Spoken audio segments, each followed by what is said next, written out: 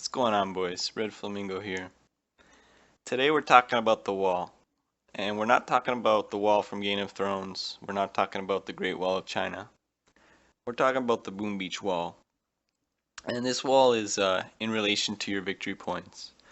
So some people might complain that, they've hit, the wall and the bases that spawn on their map are a lot tougher than they want to deal with. Let's say the bases that spawn up are a lot higher level than they are. Or it's just taking too long to try and clear their map each day. Well, that's the wall, and they've hit the victory point wall, also as it's known as. Now, what I want to start off by saying is this video is going to explain to you and hopefully change your mind about how you feel about victory points. To start off, I just want to say victory points are really uncontrollable, and it's really pretty much just a reflection of what kind of a player you are. I hear a lot of, okay, just don't attack bases, whoops, and your victory points will drop. We'll get into some replays here to put some gameplay up, and I just want to clear the air here and really explain what goes on and why it's not such a bad system. So it does reflect what kind of a player you are. So things that can really help you rise in victory points will be if you're really active. If you're taking out more bases every day than you are being taken out, basically, is what will make somebody rise in victory points. Also, to lose victory points, you're going to be getting raided more times than you'll be taking out enemy bases, player bases every day. So that's the activity part, and that's the biggest part to it. When people talk about, their victory points being high, it's pretty much the main reason why will be because they're a really active player and their map is usually more clear than the rest of players in Boom Beach the majority of the time. A second thing that is really important to think about when you're talking about what kind of a player you are is your actual skill. And this is very apparent in determining where your victory point range will be. Some players can take out bases, without much thought.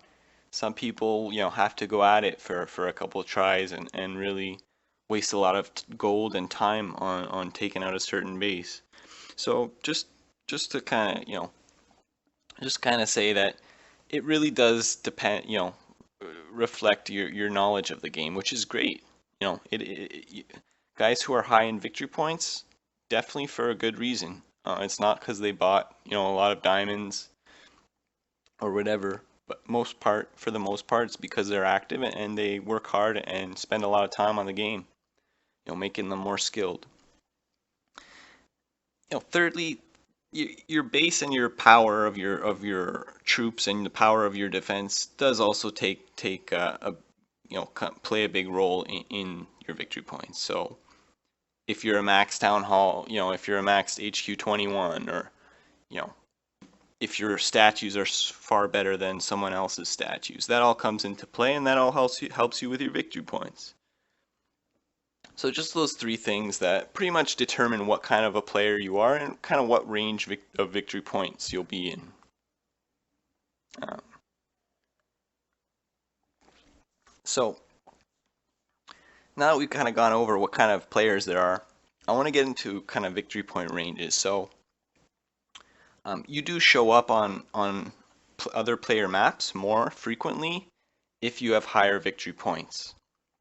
You guys may not have noticed this, but let's say a guy like me, okay, we look at my activity log here, and we'll see how many times I was raided in the last day. So we've got 5 so far, 6, 7, 8.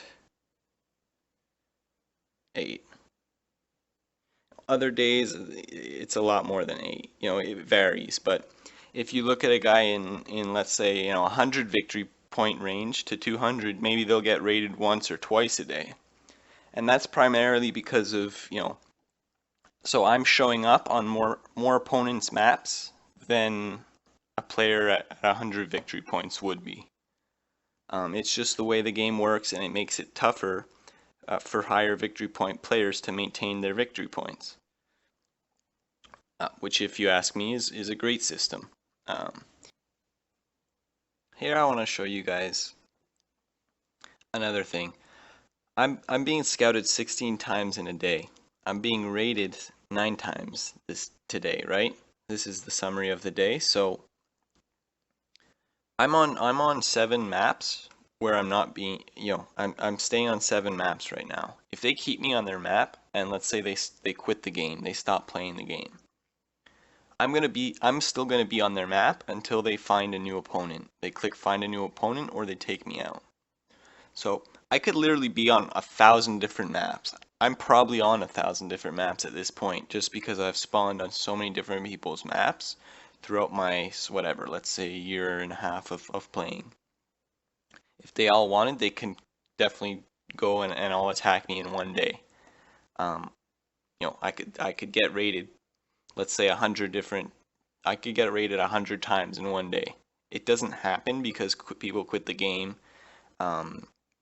I also rise in base power. My defenses and stuff have been upgraded where the AFK people who haven't been playing the game for the last year, have no chance of taking me out just because I used to be a level 20 on their map, let's say, but now I'm a level 60, so they'll definitely have to hit that find new opponent button. But just to say that, you are showing up a lot more on people's maps than they're raiding and willing to raid people. Just another thing that goes into victory points. So um, if I'm scouting 16 bases per day and I'm raiding 16 bases per day, let's say for in my attack log, I'm gonna have gained 7 victory points in the day because I've only been raided 9 times and I've been scouted 16 times. If I had been raided 16 times, then I would have been raided as many times as bases I've taken out. So I would have stayed equal in victory points. Just something to know as well. But for the most part, you guys who are complaining about, having too many victory points, the game's too hard, just embrace it. I used to be the same way. I used to hate being so high in victory points because it was so hard. And for a guy like me, I'm very active, so, I only do have 3 performance-based statues. I have, 7 useless statues here, and I am quite high in victory points, so just to say, I am feeling your pain, but hear it from a guy who was there in that situation. Just embrace it because it's never going to go away.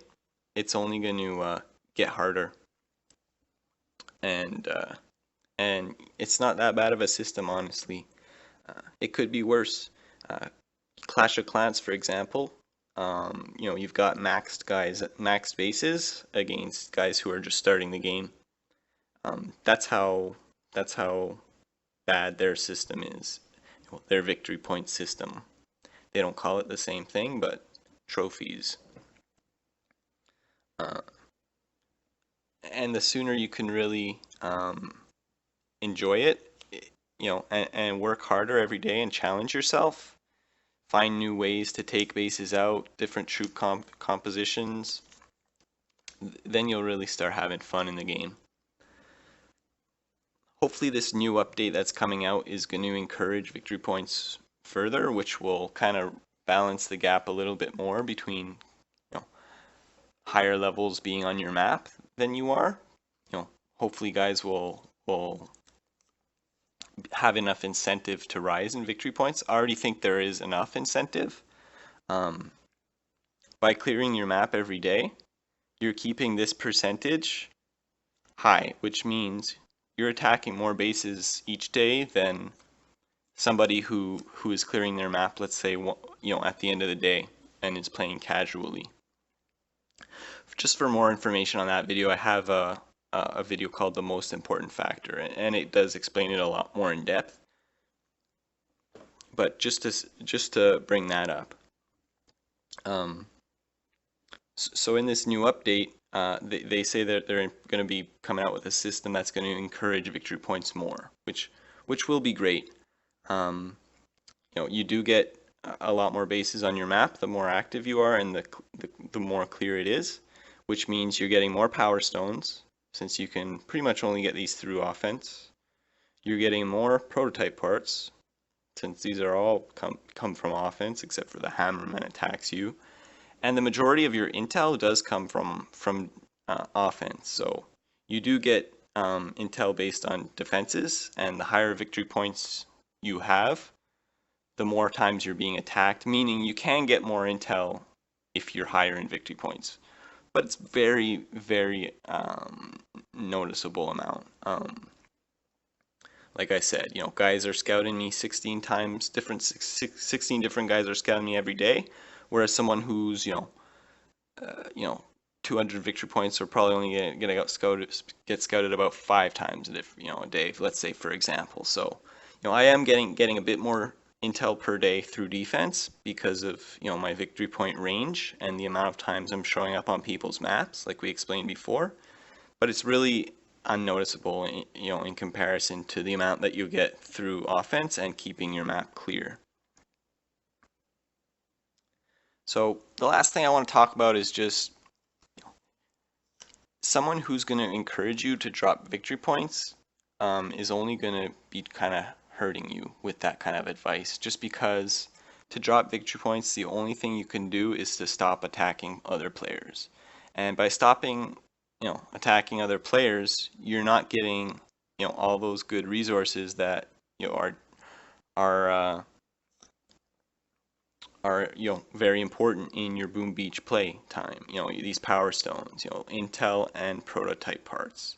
So anybody that's encouraging you to stop attacking to just drop your victory points really doesn't, I really know or understand the way the system works, or just, doesn't have good intentions in mind. So for the most part, really try not to worry about your victory points. Don't even look at it if you can. It really doesn't play that much of a role in the way you should go to day and play the game day to day. If you're really stuck at the wall, what you can do is you can beat your HQ. This is pretty much all you can really do to keep your victory points as low as possible without giving up attacking as much as you should be attacking. So if you're at the victory point wall, great, you're probably playing the game very efficiently and very well. If you don't really care for resources, maybe throw your HQ on the beach. I did that for a couple months to try and keep my victory points low as I was raiding, trying to raid as many bases as possible to get as many power stones as possible. And I had been maxed out at that point. I was HQ 20.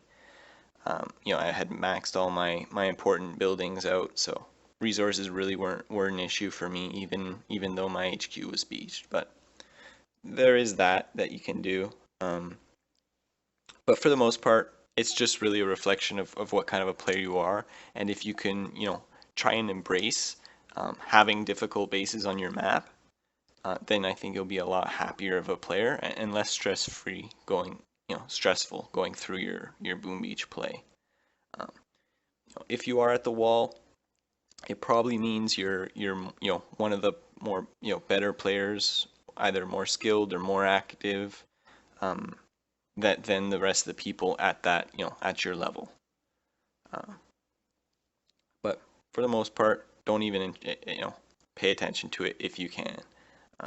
Attack as many bases as you can, as you need, and really focus on planning and progressing fast through the game in terms of base level and power stones and all that fun business. That's all for today's video, boys. If you liked it, I'd appreciate if you subscribed. I do stream on Twitch every single day at 12 p.m. Eastern Standard Time. So if you have any questions or you want a base review, or it's just great for kind of interactive kind of chatting. Join us there. As for today, have a nice day, boys, and we'll see you tomorrow. Bye.